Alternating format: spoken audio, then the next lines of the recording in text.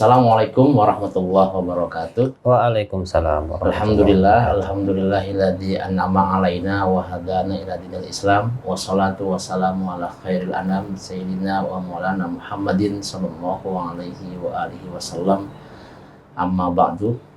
Para pemirsa tim podcast LPBKI yang kami banggakan, alhamdulillah pada hari ini kita bisa melaksanakan satu kegiatan untuk bincang-bincang literasi Islam yang akan meningkatkan pemahaman kita dan keilmuan kita dalam bidang ilmu keislaman yang sudah menjadi bagian dari tradisi kita untuk terus meningkatkan ilmu pengetahuan yang harus kita miliki.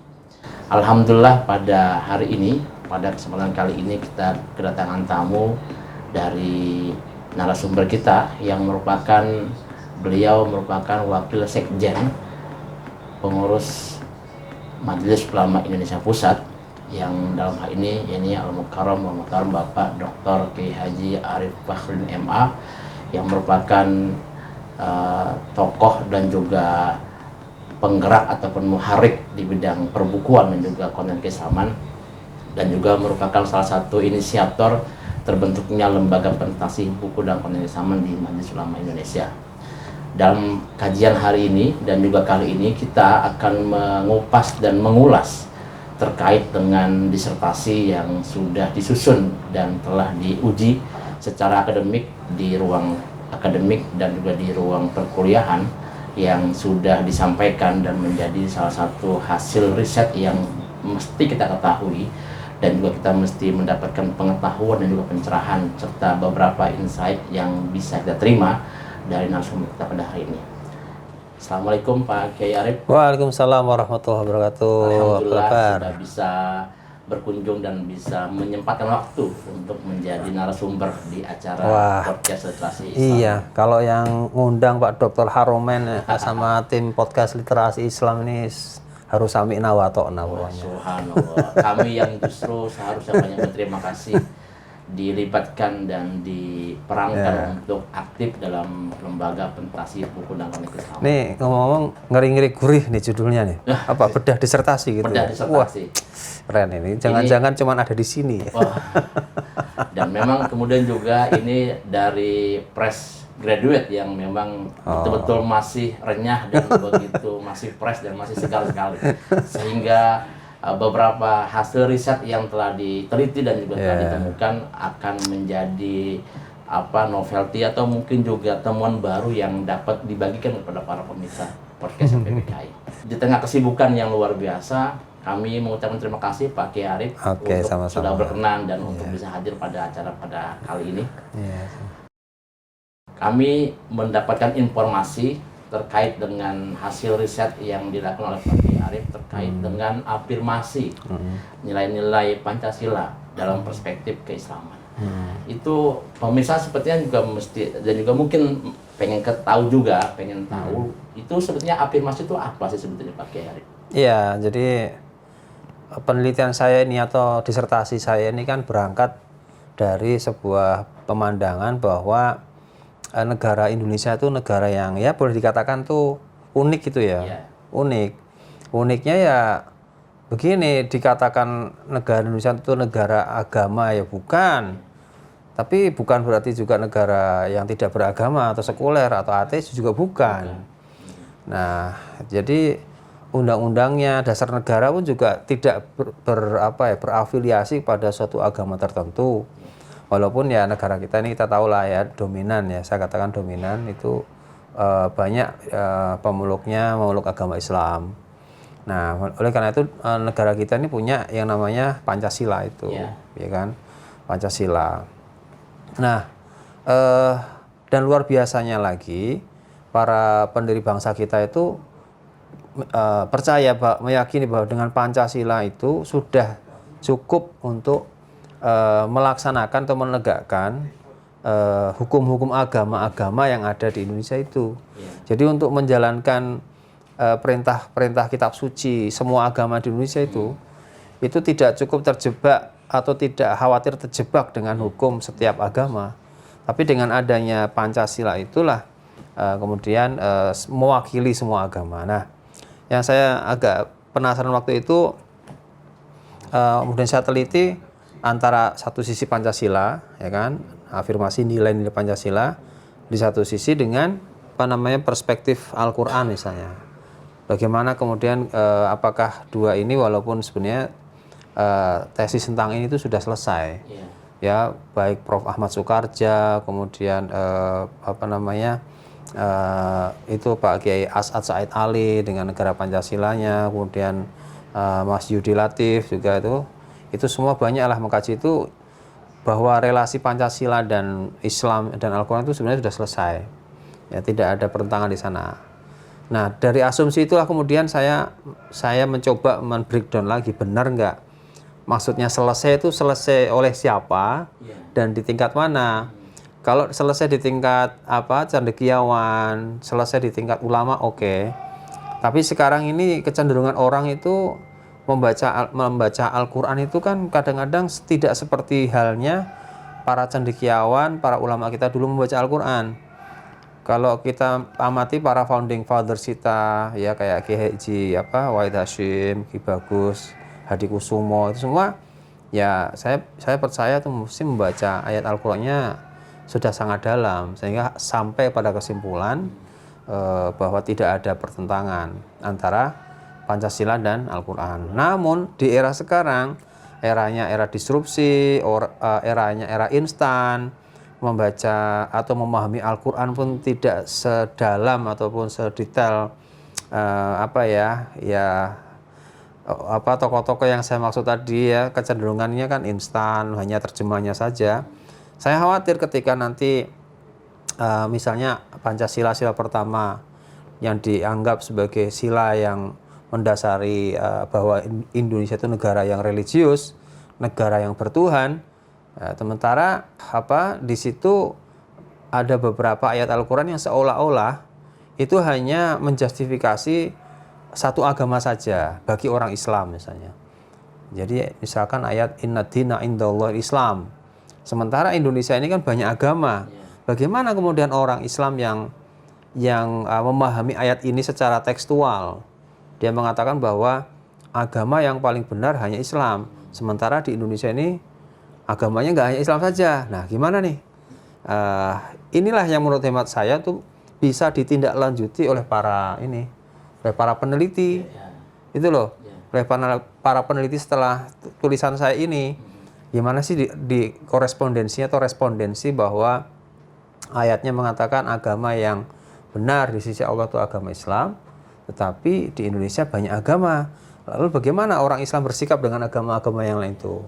Itu baru satu ayat lagi misalnya wa may yabtaghi ghairal islami dinan fala yuqbala minhu. Ya, yang diterima amal ibadahnya atau amal kebajikannya ya di sisi Allah hanya Islam. Nah, balik lagi bagaimana Muslim kemudian menyikapi ayat ini di hadapan dengan pemeluk agama selain Muslim. Ya, jadi saya khawatir sikap yang salah atau cara tafsir yang salah, cara berpikir yang salah terhadap ayat ini itu akan mengakibatkan munculnya sikap diskriminatif.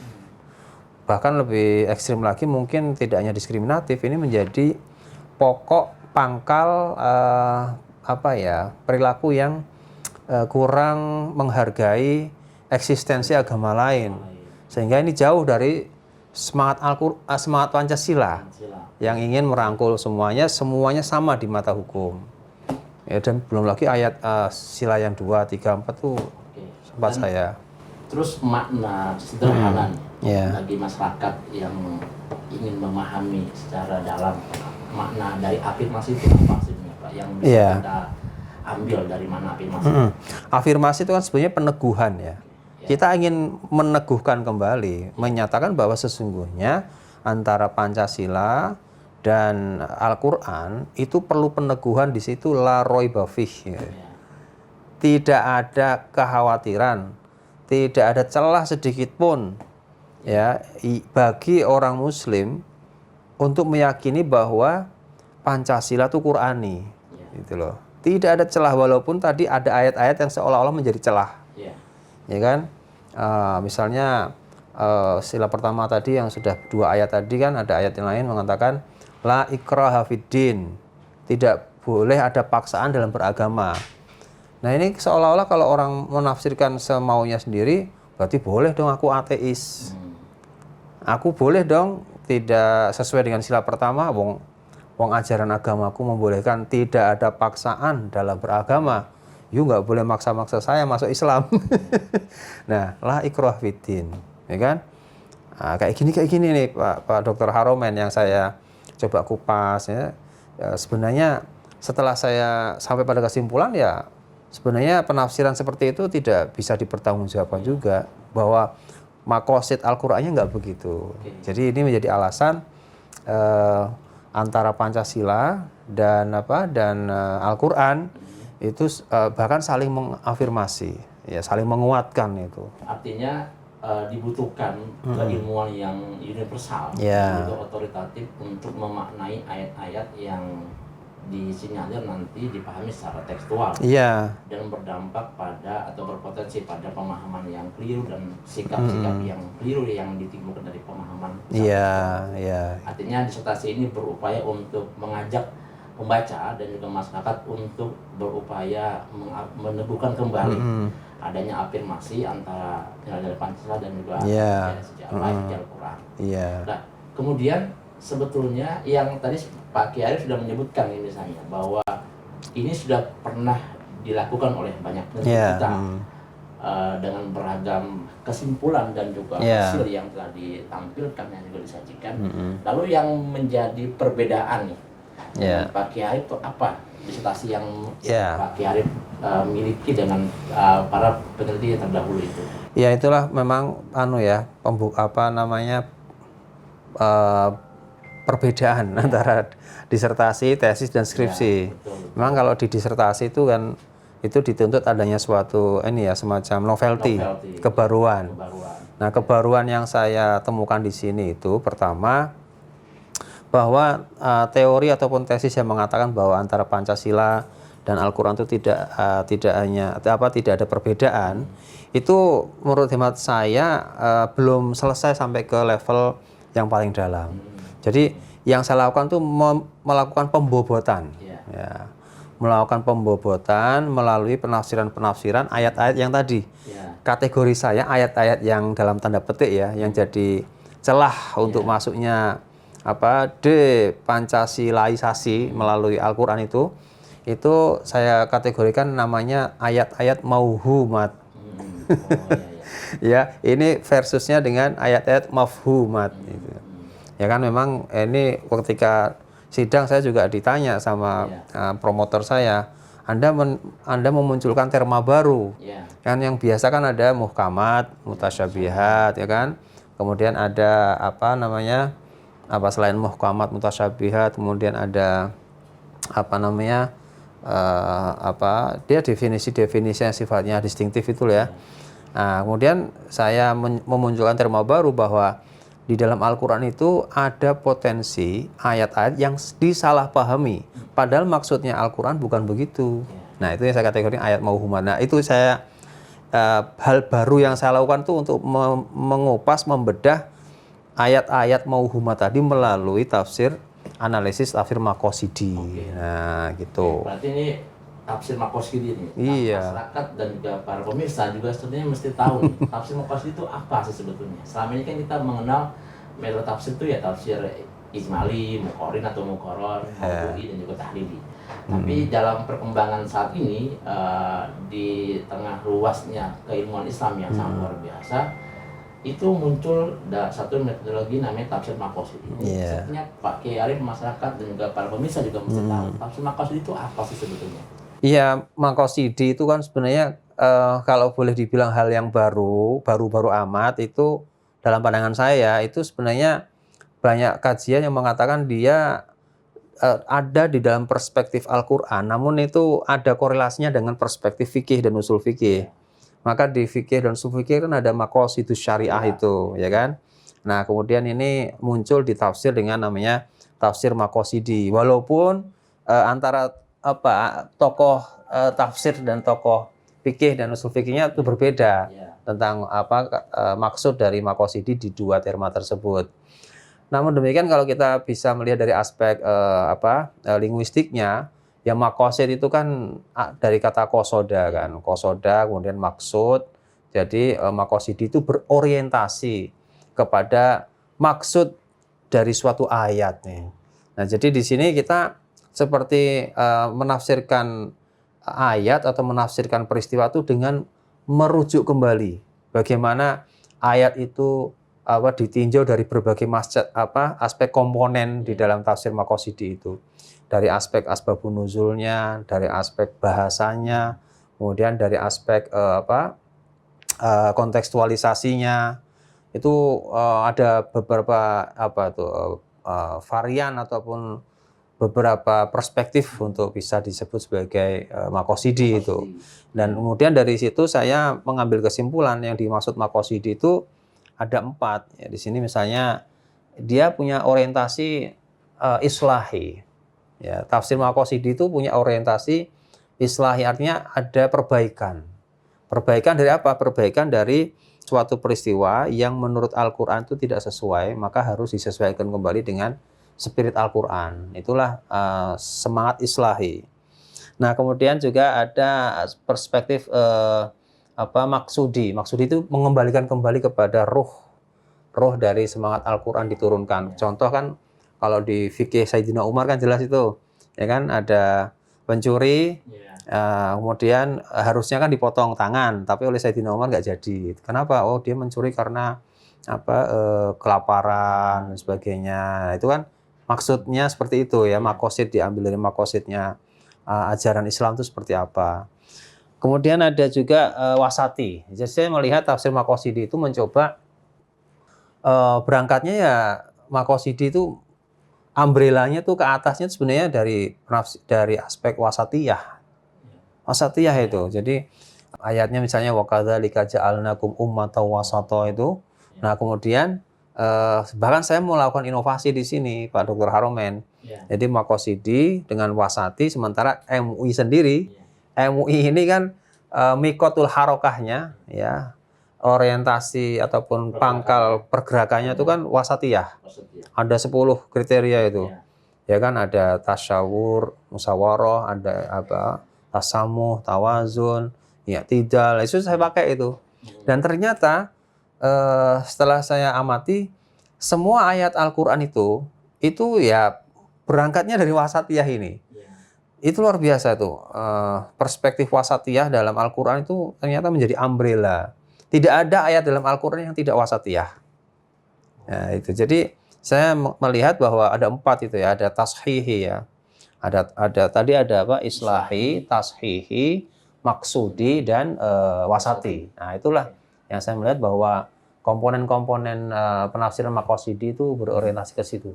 Oke, nah artinya masyarakat dan juga pemirsa jadi ada pencerahan nih bagaimana caranya memahami tafsir makosidi. Lalu ini Pak Kiai ini terkait dengan operasionalisasinya seperti apa? Iya. Itu seperti apa? Operasionalisasi tafsir makosidi itu seperti apa? Ya memang ini menjadi sangat spesifik ya, dan saya bahkan sampai pada kesimpulan begini. Ini saya cerita saja, kemarin itu beberapa hari yang lalu itu ada suatu lembaga nirlaba dari UEA, Uni Emirat Arab. Ya, kita tahulah negara itu kan negara kaya kan, kaya itu. Nah, datang ke Indonesia dengan membawa program mau menyebarkan Al-Quran. Nah, dia kontak dengan salah satu kementerian, dan kementerian itu di bidang siyahah, wisata gitu ya, wisata. Nah, oleh karena itu salah satu yang ingin dia sasar adalah gimana caranya orang-orang yang atau pihak-pihak yang ada di circle wisata itu bisa juga menikmati Al-Quran. Atau dibalik berikutnya, Al-Quran bagaimana bisa sampai tidak hanya di masjid.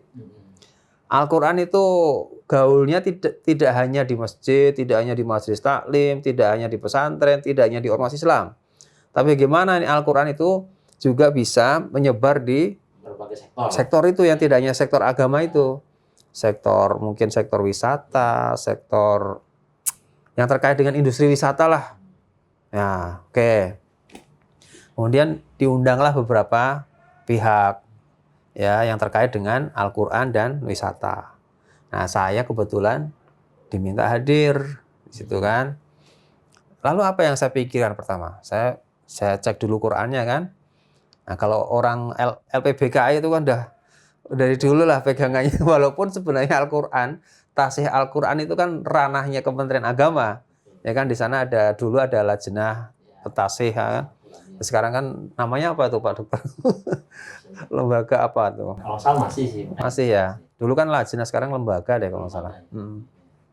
Jadi dari Kemenak ada, dari para pegiat industri wisata ada, kemudian dari ya representasi dari lembaga dari UEA tadi ada, kemudian dari kementerian yang di bidang pariwisata juga ada, dan saya MUI. Nah, saya lihat tuh Al-Qur'annya dulu. Oke, ini nanti akan nyambung dengan pertanyaan. Nah, saya lihat Al-Qur'annya ternyata bahasanya bahasa non-Indonesia. Ini hanya terjemahnya saja, nggak ada ayatnya. Itu. Jadi ada bahasa Spanyol, bahasa Cina, kalau salah ya, bahasa Inggris, sama bahasa Jerman atau apa itu. Hanya terjemahnya saja. Saya langsung berpikir begini. Wah, kalau terjemahnya saja, tidak ada tafsirnya. Kalau yang baca pengurus LPBKI beres. Ya kan? Misal ketemu ayat faktuluhum haitsu saqiftumuhum. Bunuhlah orang-orang kafir itu, di mana kalian menemuinya. Ini kalau yang membaca pengurus LPBKI aman nih. Oh, maksudnya Al-Qur'an nggak mungkin lah tiba-tiba orang Islam membunuh orang-orang kafir. Nah, tapi kalau kemudian yang baca itu orang yang belum pernah belajar ulumul Quran, belum pernah baca kitab kuning, belum pernah ngaji usul fikih, waduh ini saya langsung kebayang ke situ Pak Dr. Haromen. Wah, sementara ini mereka yang sering ada di kawasan-kawasan itu kan, ya maaf ya tanda petik kan relatif bukan kaum santri. Ya kan, relatif yang jarang untuk belajar kitab-kitab turoth, kitab-kitab alat itu kan jarang. Nah, ketika dia disuguhkan dengan terjemahan tekstual begitu, coba tadi misalkan la ikraha fiddin, tidak ada paksaan dalam agama, malah semakin nggak beragama dia. Membaca Al-Qur'an bukannya semakin religius, malah semakin jauh dari agama. Nah, jadi yang kayak gitulah yang harus kita jembatani Pak Dr. Haromen. Sehingga memicu Pak Kiai Arif untuk melakukan penelitian tentang afirmasi itu. Iya, jadi semakin terafirmasi karena itu saya temukan ketika saya sudah selesai nulis itu. Dan kemudian dari disertasi ini manfaatnya bagi masyarakat tuh apa yang bisa diambil? Nah, setuju. Balik lagi manfaatnya ternyata saya menemukan satu novelty dari perbincangan. Jadi saya berterima kasih dengan analisis Makosidi ini, karena dari analisis Makosidi ini yang mencoba mengakrabkan dan semakin mengeratkan kembali antara Pancasila dan Al-Qur'an. Saya ketemu satu novelty yang saya tidak tahu ini apakah ini perlu diuji dan perlu diperbincangkan oleh kalangan kajian Al-Qur'an. Jadi saya ketemu dengan konsep yang namanya hifdzud daulah. Hifdzud daulah kan ada al-daruriyat al-khams dalam Islam itu kan. Semua isi Al-Qur'an itu pasti merujuk ataupun bermuara kepada al-daruriyat al-khams itu. Jadi pertama kan kita tahu ada hifdzuddin, menjaga agama. Kemudian ada hifdzun nafas, menjaga kehidupan. Kemudian ada hifdzun nasl, menjaga regenerasi atau reproduksi. Kemudian ada hifdzul mal, ya kan, menjaga hifdzul akal ya, hifdzul akal dulu, menjaga cara pikir yang rasional. Kemudian hifdzul mal, ya kan, yaitu menjaga kekayaan atau menjaga aset yang kita punya. Walaupun di satu sisi tadi juga ada hifdzul ird, menjaga harga diri.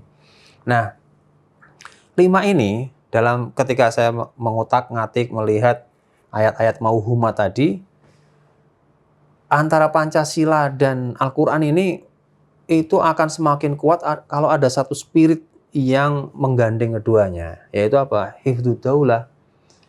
Hifdzud daulah ini Pak Dr. Haromen, itu menurut saya dalam konteks negara kesatuan Republik Indonesia yang bukan negara agama dan juga bukan negara sekuler, itu menjadi fardhu ain. Tidak boleh tidak harus ada hifdzud daulah itu. Karena apa? Dengan hifdzud daulah ini, kelima-limanya ini bisa berjalan berbarengan, Pak. Nggak bisa kita di Indonesia itu hanya menjalankan satu atau beberapa dari ad-daruriyat al-khamas itu. Misalnya kita hanya rajin beribadah, tapi kita tidak pandai menjaga kekayaan negara kita. Bubar, Pak. Kita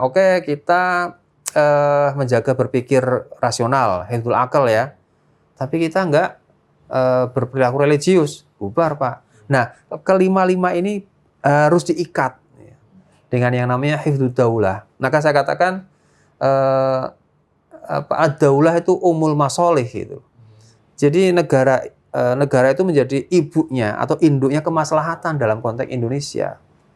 Itu kalau nggak ada daulah, Pak, kalau nggak ada yang namanya negara dengan beserta perangkat kelengkapannya, kan ada sebuah teritori, kemudian ada pemimpin, ada rakyatnya, ada hukumnya itu, maka tidak mungkin ad-daruriyat al-khamas itu bisa terrealisir, Pak. Contohnya lah dulu kita dijajah, kan nggak bisa kita ibadah tenang, nggak bisa kita diskusi ngopi, saat itu nggak bisa karena tahu lagi anak-anak ngaji, gitu. Kayak pengalaman saya waktu saya ke kawasan Eropa Timur, saya itu sampai lagi anak-anak tidur, kalau rapat itu alarm bunyi, wing, alarm merah negara, saya lari ke bunker. Saya ngalami sendiri tuh. Jadi ketemu itu, jadi dengan mengupas ayat-ayat mauhumah tadi, kemudian dengan analisis tafsir Maqasidhi, saya ketemu satu yang itu juga novelty, bahwa kita perlu nambah satu lagi. Jadi namanya ad-daruriyat asadisah atau asid itu. Jadi 6. Iya, 6, walaupun dulu almarhum Prof. Ali Yafi pernah punya satu lagi, sudah 6, namanya hifdzul bi'ah. Ya kan? Nah, walaupun dari pandangan saya hifdzul bi'ah ini masuk kategori hifdzun nafas atau hifdzun nasl. Masuk itu, masih include lah, jadi masih 5. Nah, tapi kalau hifdzud daulah ini, Pak, umul masolih, nggak ada negara, nggak akan terjadi 5 itu, Pak. Nah, ini pentingnya, sehingga saya katakan Pancasila akan semakin kuat ini. Artinya kita bernegara itu ada dalilnya. Makanya di dalam Al-Quran itu, di tulisan saya kan sampai Al-Quran menamakan suratnya surah Al-Balad. La uqsimu bihadzal balad, ya kan? Kemudian saya juga temukan selain surah Al-Balad itu ada surah Quraisy, ya kan? Di situ ada 3 terakhir tuh. Fal ya'budu rabb hadzal bait. Jadi negara itu ya, kehadiran negara itu kenapa penting sehingga di state oleh Al-Qur'an itu karena kan untuk melaksanakan kehidupan yang religius. Fal ya'budu rabb hadzal bait, al ibadah alladzi at'amahum min ju'. Negara hadir itu ya memastikan rakyatnya jangan kelaparan. Prosperity, ya kan? Wa amanahum min khauf. Negara hadir itu juga memastikan rakyatnya tenang, aman, ya kan? Security. Jadi worship, prosperity, and security. Nah, ini bisa ada karena Al-Qur'an ya mengenal semangat hifdzud daulah tadi. Itu. Jadi itu ada surah Quraisy, ada surah Al-Balad. Banyak itu, Pak. Kalau Pak Dr. Haromen mesti sudah khatam itu.